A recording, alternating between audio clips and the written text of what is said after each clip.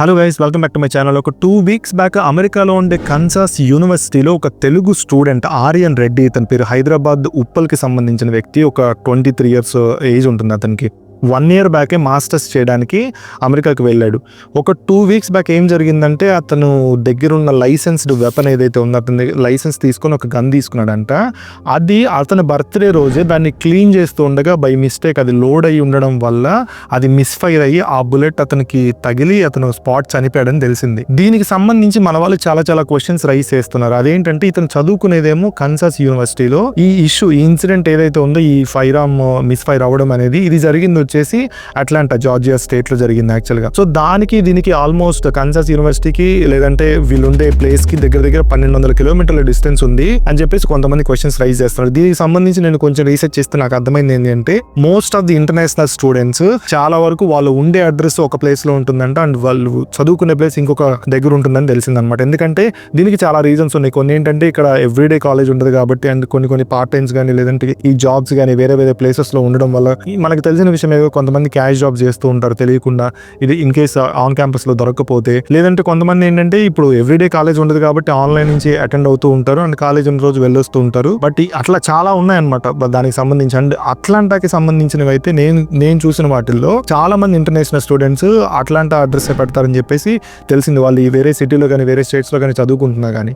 In case మీలో ఎవరైనా సరే అమెరికాలో చదువుకునే వాళ్ళు కానీ లేదంటే అమెరికాలో ఉండేవాళ్ళు దీనికి సంబంధించిన ఇన్ఫర్మేషన్ ఏదైనా మీకు క్లియర్ గా తెలిస్తే కింద ఖచ్చితంగా కమెంట్ చేయండి. సెకండ్ థింగ్ వచ్చేసి, మన వాళ్ళు ఎక్కువగా రైజ్ చేస్తున్న క్వశ్చన్ ఏంటి అంటే, అసలుకి స్టూడెంట్ వీసా మీద అంటే F1 వీసా మీద ఉన్న ఎవ్వరికి కూడా అసలుకి లైసెన్స్డ్ ఫైర్ ఆర్మ్ అనేది ఇవ్వరు. అంటే లైసెన్స్ అనేది అసలుకి ఇవ్వరు గన్స్ కి అని చెప్పేసి చెప్తున్నారు.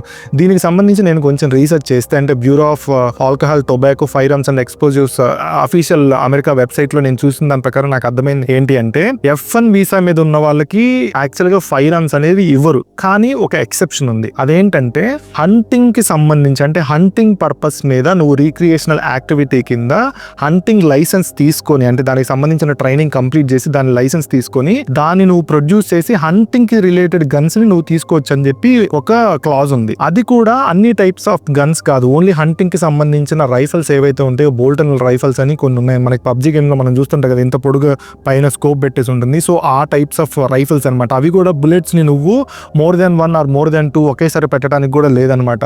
నువ్వు ఒకటి లోడ్ చేసి దాన్ని ఫైర్ చేసి మళ్ళీ అది అయిపోయిన తర్వాత నెక్స్ట్ ఇంకొక బుల్లెట్ పెట్టి లోడ్ చేసి చేసేదన్నమాట. సో అలాంటి రైఫల్స్ కి మాత్రమే ఇస్తున్నారనమాట, అంటే F1 స్టూడెంట్ వీసా మీద ఉన్న వాళ్ళకి. అంటే మీలో చాలా మంది అనుకోవచ్చు, స్టూడెంట్ అయ్యుండి అసలుకి హంటింగ్ ఏంది, రైఫల్స్ ఏంది, గన్స్ ఏంది అని చెప్పేసి మీరు అనుకోవచ్చు. కానీ అంటే వీళ్ళ కల్చర్ ప్రకారం చూసుకుంటే హంటింగ్ అనేది చెప్పాలంటే వాళ్ళకి ఒక హాబీ. ఎందుకంటే వాళ్ళ పిల్లల్ని కూడా తీసుకొని వెళ్తూ ఉంటారు హంటింగ్ కి, అడవుల్లోకి వాటిల్లోకి వెళ్ళి వాళ్ళు వేటాడి జింకల్ని వీటిని తెచ్చుకుంటూ ఉంటారు అనమాట. అంటే ఒక్కొక్క స్టేట్ లో ఒక్కొక్క కైండ్ ఆఫ్ లాస్ డిఫరెంట్ గా ఉంటాయి అనమాట. సో దాన్ని మనం తప్పుపట్టడానికి లేదు, ఎందుకంటే మనం ఒక కంట్రీకి వెళ్ళినప్పుడు దానికి సంబంధించిన అడాప్ట్ చేసుకోవడం మనం నేర్చుకోవాలి. కానీ దీనికి సంబంధించిన సేఫ్టీ ప్రికాషన్స్ కావచ్చు, లేదంటే వాటి ప్రొసీజర్లు కావచ్చు, వాళ్ళు ప్రాపర్ గా ట్రైనింగ్ ఇస్తారు. దానికి సంబంధించి దాన్ని అసలు ఎలా హ్యాండిల్ చేయాలి, దాన్ని ఎక్కడెక్కడ ఉపయోగించాలి, ఎక్కడెక్కడ దాన్ని యూజ్ చేయకూడదు, ఎలా ట్రాన్స్పోర్ట్ చేయాలి, ఈచ్ అండ్ ఎవ్రీథింగ్ క్లియర్ గా డీటెయిల్ గా వాళ్ళు ఎక్స్ప్లెయిన్ చేస్తారు ముందే.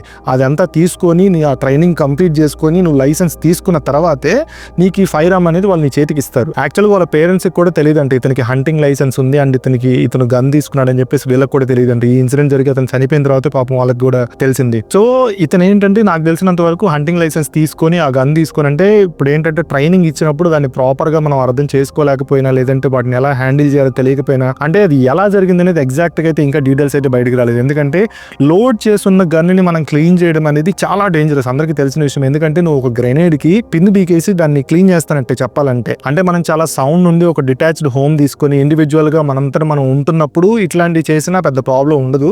అంటే నేను చేయకూడదని చెప్పట్లేదు, ఎందుకంటే నువ్వు షేర్డ్ అకామిడేషన్ లో ఉంటున్నప్పుడు ఎవరైతే రూమ్ ని షేర్ చేసుకున్నారు, ఇన్ కేస్ నేనే అనుకోండి ఎగ్జాంపుల్ గా, నాతో పాటు ఉన్న ఫ్రెండ్ ఒకడు ఇట్లా ఫైర్ ఆర్మ్ ని పెట్టుకొని వాడు నాతో పాటు ఉంటుంటే నేను ఖచ్చితంగా రూమ్ లో నుంచి వెళ్ళిపోతాను. ఎందుకంటే అది ఎప్పటికైనా డేంజరస్. అంటే ఇప్పుడు ఎగ్జాంపుల్ గా ఏదైనా బర్త్డే పార్టీస్ వచ్చినప్పుడు, లేదంటే ఏదైనా ఫంక్షన్స్ అయినప్పుడు కానీ ఎవరో ఒకరు వస్తూ ఉంటారు, పోతూ ఉంటారు. ఎందుకంటే ఇంట్లో ఒకళ్ళే ఉంటారు కదా, బ్యాచులర్ రూమ్ మనకు తెలిసిన విషయమే, 10 మంది 20 మంది కూడా గ్యాదర్ అవుతూ ఉంటారు ఒక్కొక్కసారి. అలాంటి టైంలో అది డేంజరస్ సిచ్యువేషన్స్. ఎందుకంటే బర్త్డే పార్టీస్ అంటే మనందరికీ తెలిసిన విషయమే, ఖచ్చితంగా ఎవరో ఎవరో ఒకరు తాగుంటారు, ఏదో ఒక హైలో ఉంటారు, వాళ్ళకి ఆ విషయం తెలిసిన దాన్ని చూడాలని కానీ లేదంటే తీసుకొని ఫోటోలు దిగాలని కానీ ఇట్లా చేస్తారని చెప్పేసి చేసే ఛాన్స్ ఉంటుంది. సో అందుకే ఇన్ కేస్ మీలో ఎవరైనా సరే వీడియో చూసే వాళ్ళు అమెరికాలో నాకు తెలిసి ఒక 20-25% వీడియోస్ అమెరికాలో వాళ్ళు చూస్తారు కాబట్టి మన స్టూడెంట్స్ ఎక్కువ మంది ఉన్నారు కాబట్టి నేను చెప్తున్నాను, ఇన్ కేస్ మీతో పాటు ఉన్న ఫ్రెండ్స్ దగ్గర ఎవరైనా సరే fire arms loaded fire arms కనుక ఉంటే మాత్రం మీరు ఖచ్చితంగా విత్ ఇన్ మినిట్స్లో ఆ రూమ్ ఖాళీ చేసేసి మీరు వేరే దగ్గరికి వెళ్ళిపోండి. మొహమాట కూడా పడాల్సిన అవసరమే లేదు. ఎందుకంటే ఇది మీ లైఫ్కి మీ కెరియర్కే పెద్ద డేంజర్ చెప్పాలంటే. అలా అని చెప్పేసి ఇప్పుడు ఎవరైతే క్యారీ చేస్తున్నారో నేను వాళ్ళనే తప్పు పట్టట్లేదు, ఎందుకంటే నీకు ఆ స్టేట్ ఎలో ఇచ్చింది కాబట్టి